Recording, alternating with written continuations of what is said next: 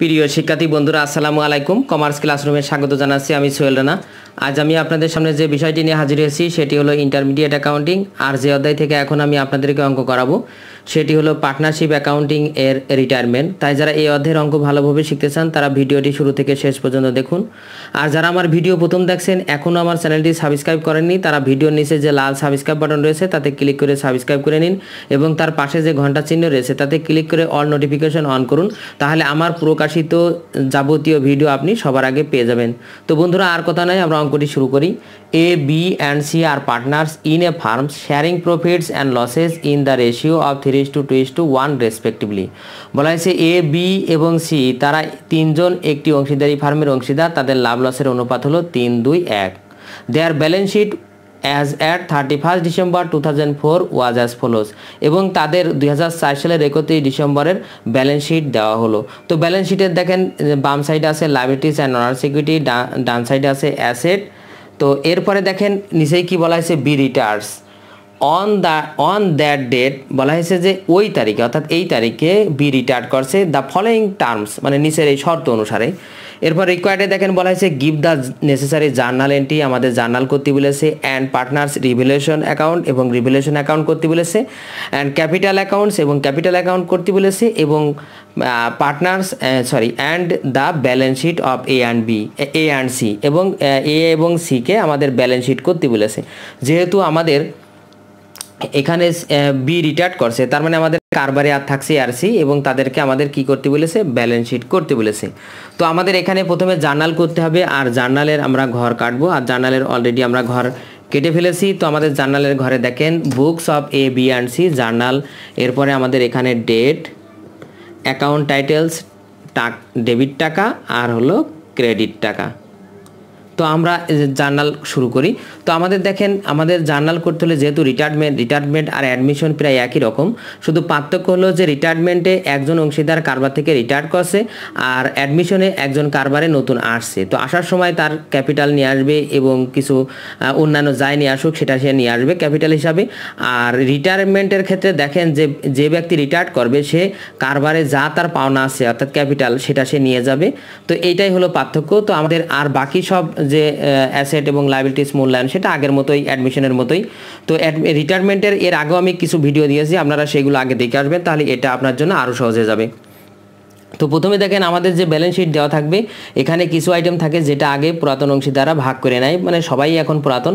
তো সেটার মধ্যে দেখেন আছে এখানে রিজার্ভ ফান্ড যেটা ভাগ হবে। তো আমাদের এখানে আমরা ডেটটা লিখি, যেহেতু একই তারিখে সকল লেনদেন হবে তাই আমাদের একবারে ডেট লিখলেই হবে, ডিসেম্বর 31। তো আমাদের দেখেন এই রিজার্ভ ফান্ড যদি আমরা ভাগ করে নিই তাহলে এই রিজার্ভ এখন ডেবিট হবে, কারণ রিজার্ভ একটা লাইবিলিটিস, আর লাইবিলিটিস যদি ভাগ করে নেওয়া হয় সেটা এখন ডেবিট হয়, অর্থাৎ লাইবিলিটিস হ্রাস পায়। তো লাইবিলিটিস হ্রাস পেলে ডেবিট, তাই রিজার্ভ ফান্ড ডেবিট, টাকা হবে 8000। এখন এই রিজার্ভ ফান্ডটা ভাগ করে নেবে কারবারে যে অংশীদার ছিল তারা, তার মানে তারা কে কে, ক্যাপিটাল এ, ক্যাপিটাল বি আর ক্যাপিটাল সি। তো আমরা সেটা এখন capital A credit, capital B credit আর ক্যাপিটাল সি ক্রেডিট। তার মানে এই রিজার্ভ ফান্ডটা এই তিনজন ভাগ করে নিয়েছে, তার মানে তাদের ক্যাপিটাল বৃদ্ধি পাচ্ছে এই রিজার্ভ ভাগ করে নেওয়ার ফলে। তার মানে এই টাকাটা তারা ভাগ করে নেবে কি অনুপাতে, পুরাতন অনুপাতে 3:2:1। তো 3:2 আর 1 যোগ করলে হয় 6 দিয়ে ভাগ করব, প্রথমজন 3 দিয়ে গুণ করলে পাবে, পরের জন 2 দিয়ে গুণ করলে পাবে, তারপরের জন 1 দিয়ে গুণ করলে পাবে। তার মানে আমাদের প্রথমজন পাবে এখানে আমাদের 4000 টাকা, দ্বিতীয় জন পাবে আমাদের হলো এখানে 2667 টাকা, এবং তৃতীয় জন পাবে 1333 টাকা। এরই দেখেন পরের যে জার্নাল সেটা দেখেন আমরা নিচের কন্ডিশন থেকে করব। The goodwill of the farm be valued at টাকা 9000। বলা হয়েছে গুডউইল মূল্যায়ন করা হয়েছে 9000 টাকা। তো গুডউইল মূল্যায়নের জাবেদা একটাই হয়, সেটা হলো গুডউইল ডেবিট। তো এই মনে রাখবেন এই গুডউইল যদি আমরা রিভ্যালুয়েশনের মাধ্যমে করি তাও হবে, আর যদি সরাসরি আমরা ক্যাপিটালদের মাঝে ভাগ করে দিই তাও হবে। তো এটাই সাধারণত করা হয়, তাই আমরা এটাই করব, অর্থাৎ গুডউইল ডেবিট। যেহেতু গুডউইল কারবারের একটা অ্যাসেট বৃদ্ধি পাচ্ছে তাই ডেবিট, আর যেহেতু গুডউইলের টাকাটা ভাগ করে নেবে কারা, A capital, B capital, C capital. তো আমাদের এখানে সেটা লিখি capital A, capital B, capital C. তো এই তিনজনের টাকা, এই তিনজনের তাদের ক্যাপিটালে বৃদ্ধি করবে, অর্থাৎ আমাদের গুডউইল বৃদ্ধি পেলে ডেবিট, আর গুডউইলের বিপরীতে আমরা সরাসরি গুডউইলের অংশটা তাদের ক্যাপিটালে দিয়ে দিচ্ছি, তাই তাদের ক্যাপিটালে ভাগ হবে কি অনুপাতে? পুরাতন অনুপাতে। তো এখানে দেখেন আমাদের পুরাতন অনুপাত 3-2-1, তো 3-2-1 যোগ করলে আমাদের 6 হয়, 6 দিয়ে ভাগ করব, 3 দিয়ে গুণ করলে প্রথম জন, 2 দিয়ে গুণ করলে দ্বিতীয় জন এবং 1 দিয়ে গুণ করলে তৃতীয় জন পাবে। তার মানে আমাদের টাকা হবে এখানে 4500 প্রথম জন, দ্বিতীয় জন 3000 আর তৃতীয় জন 1500। এরপরে দেখেন merchandise inventory to be depreciated at 5%, merchandise inventory কমেছে 5%। তো আমাদের এখানে দেখেন মার্চেন্ডাইজ ইনভেন্টরি একটা অ্যাসেট, যদি অ্যাসেট কমে, আমরা তার আগে একটু কথা বলে নিই যে আমাদের এই যখনই কোনো অংশীদার কারবার থেকে চলে যায় তখনই অ্যাসেট এবং লায়াবিলিটিস পুনর্মূল্যায়ন হয়, আর এই পুনর্মূল্যায়নের ফলে যদি আমাদের লাভ হয় তো লাভটাও পুরাতন অংশীদারা ভাগ করবে, লস হলে লসটাও পুরাতন অংশীদারা ভাগ করে নেবে। তো দেখেন সেই অনুযায়ী আমাদের মার্চেন্ডাইজ ইনভেন্টরির মূল্য কমছে 5%, তার মানে মার্চেন্ডাইজ ইনভেন্টরি একটা অ্যাসেট, আর অ্যাসেট কমলে ক্রেডিট হয়, তাহলে নিশ্চয়ই তার বিপরীতে রিভ্যালুয়েশন ডেবিট। তার মানে আমরা এটা রিভ্যালুয়েশনের মাধ্যমেই অর্থাৎ রিভ্যালুয়েশন করছি, সেই জন্য রিভ্যালুয়েশন ডেবিট, আর এই রিভ্যালুয়েশনের ব্যালেন্সটাই লাভ লস হবে সেটা তারা ভাগ করে নেবে। তো রিভ্যালুয়েশন ডেবিট, আর আমরা এখানে মার্চেন্ডাইজ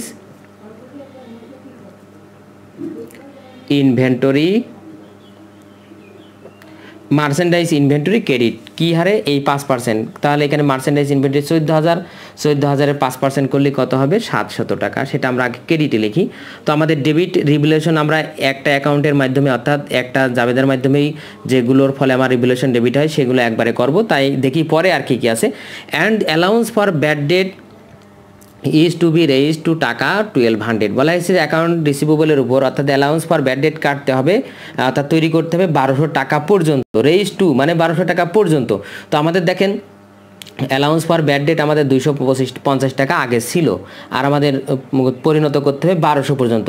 তার মানে আমাদের নতুন আসছে এখানে কত? 950। তার মানে আমাদের নতুন আর একটা অ্যালাউন্স বৃদ্ধি পাচ্ছে, সেটা আমার নিশ্চয়ই অ্যালাউন্স ক্রেডিট, কারণ এটার ফলে আমার অ্যাকাউন্ট রিসিভেবলের হ্রাস পাচ্ছে, আর অ্যাকাউন্ট রিসিভেবল আমরা ক্রেডিট না করে অ্যালাউন্স ক্রেডিট করব, কারণ এটা এখনও নিশ্চিত না। তার বিপরীতে আমরা অ্যাকাউন্ট রিসিভেবলের বিপরীতে আমরা অ্যালাউন্স ফর ব্যাড ডেট বলে ক্রেডিট করছি। তাহলে allowance for bad date credit টাকা হবে 950। এরপরে আমাদের বিল্ডিং টু বি অ্যাপ্রিসিয়েটেড, অর্থাৎ বিল্ডিংয়ের মূল্য বেড়েছে 3600 টাকা, এটা আমরা রিভ্যালুয়েশন ক্রেডিট হবে এটার ফলে, আর বিল্ডিং ডেবিট হবে, এটা আমরা পরের জানালে দেবো। A liability for workmen compensation to the extent of টাকা 800। বলা হয়েছে যে একটি দাবি একটা কর্মচারীর, সেটা কত? 800 টাকা, যেটা আমাদের অ্যাকাউন্টে লিখতে হবে। তার মানে একজন কর্মচারী 800 টাকা দাবি করেছে, এই 800 টাকা তাকে আমাদেরকে কি দিতে হবে, তার মানে নতুন একটা দায় আমাদের এখানে তৈরি হচ্ছে। তা আমাদের এই নতুন দায় তৈরি হচ্ছে, যেহেতু সেই দায় আমাদের এখানে বৃদ্ধি পাচ্ছে, দায় বৃদ্ধি পেলে ক্রেডিট, তাহলে নিশ্চয়ই রিভ্যালুয়েশন ডেবিট, তার মানে এই জানালে আসবে। তা আমরা এখানে লিখব লায়াবিলিটি ফর ওয়ার্কম্যান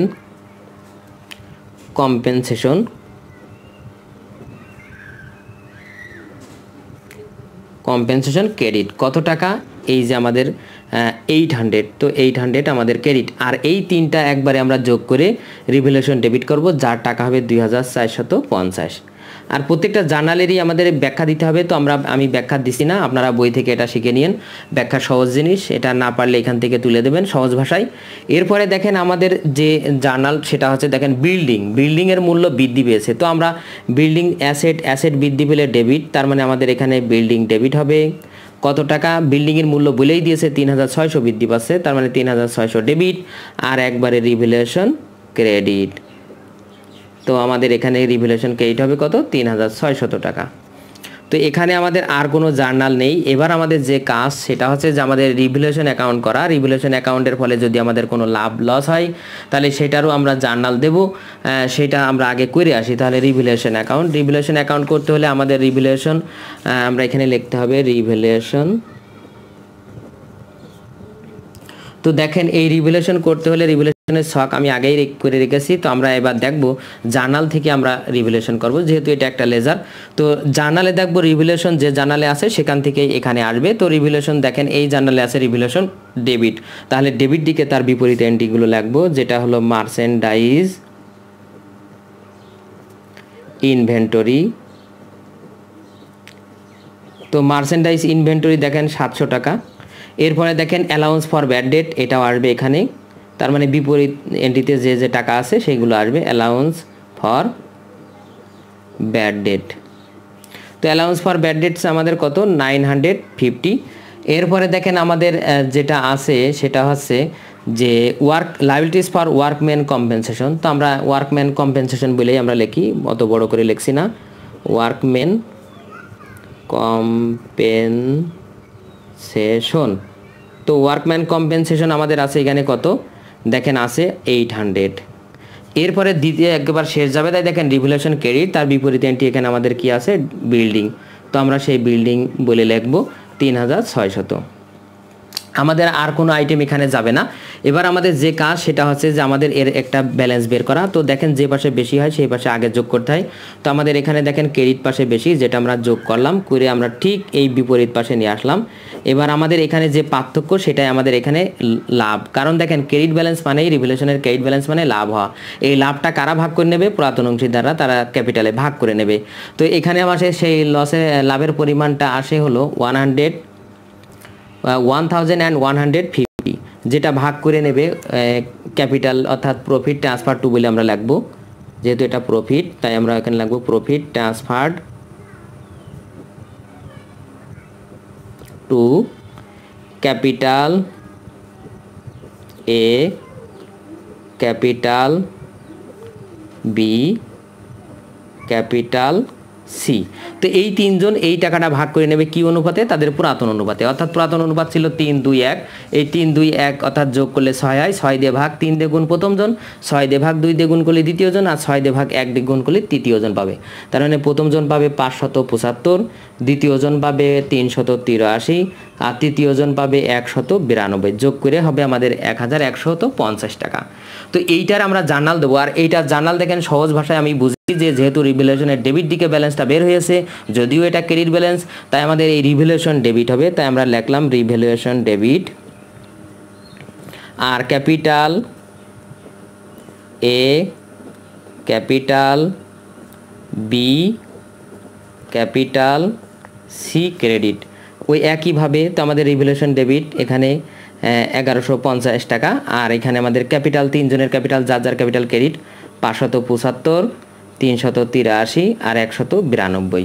তো দেখেন এইটা যদি আমরা এখন যদি রিভ্যালুয়েশনে ট্রান্সফার করতাম তাহলে দেখেন রিভ্যালুয়েশন ডেবিট, তার বিপরীত এন্ট্রি নিশ্চয় ডেবিট। তার মানে ঠিকই আছে, আমাদের এটা এইভাবে বুঝলেও হবে। তো এরপরে আমাদের দেখেন এখানে আমাদের পার্টনার্স ক্যাপিটাল অ্যাকাউন্ট করতে বলেছে। তো পার্টনার্স ক্যাপিটাল অ্যাকাউন্ট করতে হলে আমাদের যে ব্যালেন্স শিট আছে সেখানে যে ব্যালেন্স আছে পার্টনার্সদের আগের যে ব্যালেন্স, সেই ব্যালেন্সটা ব্যালেন্স বিডি বলে আগে নিয়ে আসতে হবে। তার আগে দেখেন ABC তিনজনেরই আমরা ছক কেটে নিয়েছি। তো ছকে আমাদের প্রথমে ব্যালেন্স বিডি, যেহেতু এটা ক্রেডিট ব্যালেন্স তাই ক্রেডিট দিকে যাবে ব্যালেন্স বিডি বলে। তো ব্যালেন্স বিডি দেখেন প্রথম এর ছিল আমাদের 20,000, বি ছিল আমাদের এখানে 15,000, আর সি ছিল আমাদের এখানে 12,000। যার যার ব্যালেন্স আমরা ব্যালেন্স বিডি বলে লিখলাম। এরপরে আমরা চলে যাব কোথায়? জার্নালে। তবে জার্নালে দেখব যে যার যার ক্যাপিটাল জার্নালে যে যে জার্নালে ক্যাপিটাল আছে সেই সেই জার্নাল থেকে এখানে ট্রান্সফার হবে লেজার যেহেতু এটা।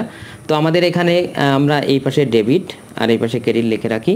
তো আমাদের দেখেন জার্নালে আমাদের প্রথম জার্নালেই দেখেন ক্যাপিটাল ক্রেডিট, তার মানে তার বিপরীত এন্ট্রি রিজার্ভ ফান্ড। তো আমরা সেই রিজার্ভ ফান্ডটা লিখি রিজার্ভ ফান্ড। তো রিজার্ভ ফান্ড দেখেন আমাদের এখানে 4,000, মানে যার যার হিসাবে তার তার যে যে টাকা আছে 2,667 আর 1,333। এরপরে আমরা দেখেন আবার দেখেন ক্যাপিটাল ক্রেডিট, তার বিপরীত এন্ট্রি আমাদের এখানে কি গুডউইল। তো আমাদের এখানে গুডউইলে যা যা যে যে টাকা দেখেন 4,500, 3,000 আর 1,500 আমরা লিখলাম। এরপরে দেখেন আমাদের ক্যাপিটাল আবার দেখেন শেষে ক্রেডিট দিকে আছে, এটা আমাদের রিভ্যালুয়েশন বলে লাগবো, অর্থাৎ ক্যাপিটাল যেদিকে সেদিকে তার বিপরীত এন্ট্রি লাগবো। তাই আমরা এখানে রিভ্যালুয়েশন যার যার বিপরীত এন্ট্রিতে যে যে টাকা আছে অর্থাৎ 575, 383 আর 192। তো এই ছিল আমাদের হলো ক্রেডিট দিকের টাকা। এবার আমরা কি করব? ক্রেডিট দিকের এই অ্যামাউন্টগুলো আমরা যোগ করব। তো যোগ করে দেখি আমরা কার হিসাবে কত টাকা আসে। তো আমাদের এখানে দেখেন প্রথম জনের আসে 29,075, দ্বিতীয় জনের আসছে 21,050, তৃতীয় জনের আসছে আমাদের এখানে 15,025 টাকা। এটা আমরা ক্লোজ করব। করার পরে আমরা ঠিক বিপরীত এই পাশে আমরা নিয়ে চলে আসবো এই টাকাগুলো 29,075, 21,050 আর 15,025। এইবার দেখেন প্রথম এইখানে আমার একটু খেয়াল রাখতে হবে যে সবার কিন্তু ব্যালেন্স শিটই হবে না। যে বি কারবার থেকে রিটায়ার্ড করছে তাই সে আর কারবারের এখন অংশীদার না, তাই তারটা তাকে দিয়ে দিতে হবে। কিন্তু এখানে আমাদের কোনো জায়গায় দেওয়ার কথা বলিনি, তবে আমরা একটু পড়ে দেখি যেখানে কি বলেছে। The amount due to B is to be paid out of the 6 month and it is agreed that A and C will share future profit and loss in the ratio 3:2। বলা হয়েছে যে বির যে অ্যামাউন্ট সেটা টাকা, সেই টাকাটা 6 মাস পর পরিশোধ করা হবে, তার মানে তার এই টাকাটা লোন হিসেবে রাখা আছে। আর বাকি দেখেন যে এ এবং বি তাদের ভবিষ্যতে লাভ লসের অনুপাত 3:2, যেটা আমাদের এখানে কোনো কাজে লাগবে না। তো আমরা এবার কি করব, তাহলে এই বির যে টাকাটা সেটা আমরা এখানে 20 লোন বলে লাগবো, 20 লোন। তার মানে বির এই ব্যালেন্স সিডি না হয়ে এই টাকাটা কি হয়ে যাচ্ছে, লোন হয়ে যাচ্ছে 21,050 টাকা। তাহলে এই বির ক্যাপিটালটা এখন ক্যাপিটাল না হয়ে সেটা এখন কি হয়ে যাচ্ছে, লোন হয়ে যাচ্ছে। তাই আমরা এখানে লিখবো 20 ক্যাপিটাল ডেবিট, মানে capital B debit, capital B debit 21,050 টাকা আর 20 লোন ক্রেডিট 21,050 টাকা। তার মানে ওই বিট ক্যাপিটালটা এখন বির লোনে পরিণত হয়ে গেল, যেটা কারবারের এখন লোন হিসেবে দাঁড়াবে, কারবারের লোন হিসেবে থাকবে। এটা আমরা হলো লোনে অর্থাৎ ব্যালেন্স শিট করার সময় লোন হিসেবে লাগবো। আর বাকিটা দেখেন ব্যালেন্স সিডি হবে, বাকি যারা আছে তাদের টাকা ব্যালেন্স সিডি হবে। তো ব্যালেন্স সিডি প্রথম জনের দেখেন ওই একই টাকা, যেহেতু এখানে কোনো পার্থক্য নেই, অর্থাৎ 29,075। দ্বিতীয় জনের তো আগে চলে গেছে, তৃতীয় জন দেখেন 15,025 টাকা। এটাই ছিল আমাদের ক্যাপিটাল অ্যাকাউন্ট। এরপরে আমরা করব কি, ব্যালেন্স শিট। তবে মনে রাখবেন ব্যালেন্স শিট করতে হলে অবশ্যই আমাদের এই পুরাতন ব্যালেন্স শিটের সহযোগিতা নিতে হবে। যেহেতু কারবারের এখন অংশীদার হলো এ এবং সি, বি রিটায়ার্ড করছে, তার মানে এই ব্যালেন্স শিটটা হলো এ এবং সি, বি রিটায়ার্ড করছে, এ এবং সির হলো এই ব্যালেন্স শিটটা। তো ওই একই তারিখে তা আমরা ব্যালেন্স শিটের দুই পাশে একটা লাইবিলিটিস আর একটা অ্যাসেট, তো লাইবিলিটিস আমরা অ্যাসেট দুইটাই ঘর কেটেছি। তো আমাদের দেখেন প্রথমে আমরা লাইবিলিটিস করি অ্যাকাউন্টস পেয়েবল, যেটা আমাদের ছিল অঙ্কে। তো অ্যাকাউন্টস পেয়েবল আমাদের কোনো চেঞ্জ হয়নি, এখানে আমাদের 12,000 টাকাই লিখবো। রিজার্ভ ফান্ডটা আমাদের এখন আর কারবারে নেই, এটা ভাগ হয়ে গেছে। এরপরে আমরা এখানে লিখবো ক্যাপিটাল। তো ক্যাপিটালের পরেও আমাদের আরও আইটেম আছে, তো আমরা ক্যাপিটালটাই আগে লিখবো, লিখে ফেলি, সমস্যা নেই। ক্যাপিটাল আমরা ক্যাপিটাল কোনটা লিখবো, যে ব্যালেন্স যেটা বের হয়েছে সেটা লিখবো। তো ক্যাপিটালের দেখেন এখানে দুইজন ব্যক্তি, যা হলো আমরা এখানে ক্যাপিটাল একবারে লিখি, ক্যাপিটাল এ, ক্যাপিটাল এ এর হলো 29,075 আর ক্যাপিটাল বি আমরা এটা যোগ করে এখানে দিয়ে যোগ করে দিলেও হতো এই ভিতরে দিয়ে, তা আমরা একবারেই দিলাম 15,025। আপনারা আলাদা করেই লিখবেন, এখানে যোগ করে এখানে দেবেন, আমি সহজে করার জন্য এটা করছি। এরপরে দেখেন আমাদের এই যে বির যে টাকাটা এটা কিন্তু কারবারের এখন লোন, তাহলে আমরা এটা এখন কি বলে লাগবো, 20 লোন। বির যেহেতু এটা ক্যাপিটাল না, এটা এখন বির কাছে, এটা কারবারের কাছে এটা কি লোন, তাই লোন হিসাবে ওটা আমাদের একটা দায়, তাই লিখলাম। এরপরে আমাদের লাইবিলিটিস দিকে আর কি যাবে সেটা আমরা কিন্তু এখান থেকে পরীক্ষা করতে পারি, কারণ যাবতীয় যে লেনদেনগুলো ঘটেছে সবই কিন্তু আমরা এখানে জার্নাল দিয়েছি, আর বাকিটা ব্যালেন্স শিট থেকে নিয়ে আসি যা জার্নাল হয়নি। তো রিজার্ভ ফান্ড দেখেন আমাদের এখানে ডেবিট করা হয়েছে, আগে লাইবিলিটিস দিকে ছিল, তার মানে দুইটা ডেবিট আর ক্রেডিট মিলে গেল 0। গুডউইল অ্যাসেটে যাবে, রিভ্যালুয়েশন অর্থাৎ বিল্ডিংও অ্যাসেটে যাবে, এরপরে 20 লোন। কিন্তু একটা কথা আমাদের এখানে দেখেন এই যে লাইবিলিটিস ফর ওয়ার্কম্যান কম্পেনসেশন, মানে নতুন একটা দায় সৃষ্টি হয়েছে, এটা আমরা হলো দায় দিকে দেবো, সেটার নাম হলো workman compensation fund, workman compensation fund. তো ওয়ার্কম্যান কম্পেনসেশন ফান্ড বলে আমাদের কত, এখানে 800 টাকা আমরা লিখবো। আমাদের লাইবিলিটিস দিকে আর কোনো অ্যামাউন্ট বসবে না, আমাদের এই ছিল লাইবিলিটিস। এবার আমরা অ্যাসেট করব। তো অ্যাসেটের দিকেও দেখেন আমাদের প্রথমে ছিল দেখেন মার্চেন্ডাইজ ইনভেন্টরি, আমরা পরপর করি আমাদের যেভাবে অঙ্কে রয়েছে, মার্চেন্ডাইজ ইনভেন্টরি। তো দেখেন মার্চেন্ডাইজ ইনভেন্টরি আমার ছিল 14,000 টাকা, কিন্তু আমরা এখানে জার্নালে মার্চেন্ডাইজ ইনভেন্টরি 700 টাকা ক্রেডিট করেছি, তার মানে আমার মার্চেন্ডাইজ ইনভেন্টরি টাকা কমেছে, তার মানে এটা আমাদের বিয়োগ হবে 14,000 মাইনাস 700, তো আমাদের এখানে 13,300 টাকা টাকার ঘরে আসবে। এরপরে দেখেন আমাদের বিল্ডিং, আমরা দেখেন এই বিল্ডিং আমাদের বিল্ডিং ছিল এখানে 44,000, আমরা সেই 44,000 লিখবো। আর দেখেন বিল্ডিংয়ের মূল্য আমার এখানে জার্নালে, অর্থাৎ জার্নালে আমরা দিয়েছি বিল্ডিং আমাদের বৃদ্ধি পেয়েছে 3,600, সেই 3600 আমার এখন যোগ করতে হবে।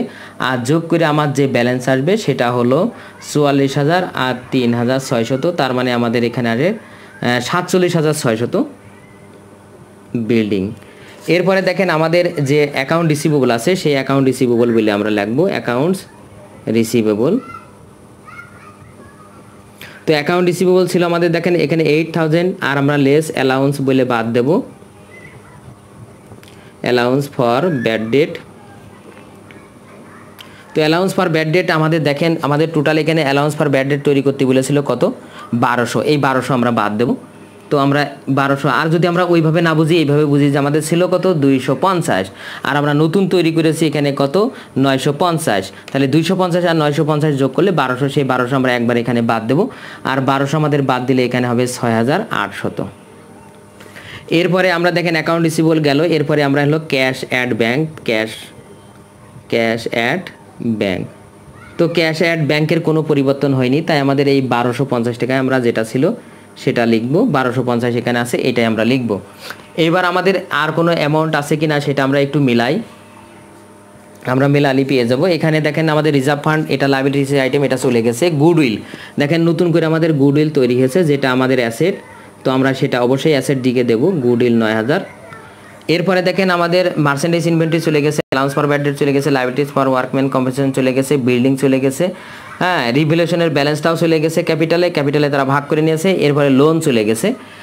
বাকি আমাদের যে কাজ সেটা হচ্ছে যে আমাদের এই দুই পাশ আমরা যোগ করব, আর দুই পাশ যোগ করলে আমাদের দুই পাশে একই হবে, অর্থাৎ 77,950,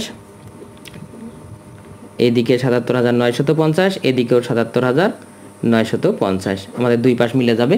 তো ছাত্রছাত্রী বন্ধুরা, আজ এই পর্যন্তই। আমার ভিডিওটি কেমন লাগলো অবশ্যই কমেন্ট করে জানাবেন। যদি ভিডিওটি ভালো লেগে থাকে অবশ্যই ভিডিওতে একটি লাইক দেবেন। এছাড়াও অন্যান্য বন্ধুদের দেখার সুযোগ করার জন্য অবশ্যই ভিডিওটি শেয়ার করবেন। আর আমার চ্যানেলে আপনি নতুন হয়ে থাকলে অবশ্যই আমার চ্যানেলটি সাবস্ক্রাইব করবেন, আর বেশি বেশি লাইক, কমেন্ট এবং শেয়ার করবেন, তাহলে আমার ভিডিও তৈরি করতে আরও আগ্রহ তৈরি হবে। আল্লাহ হাফেজ।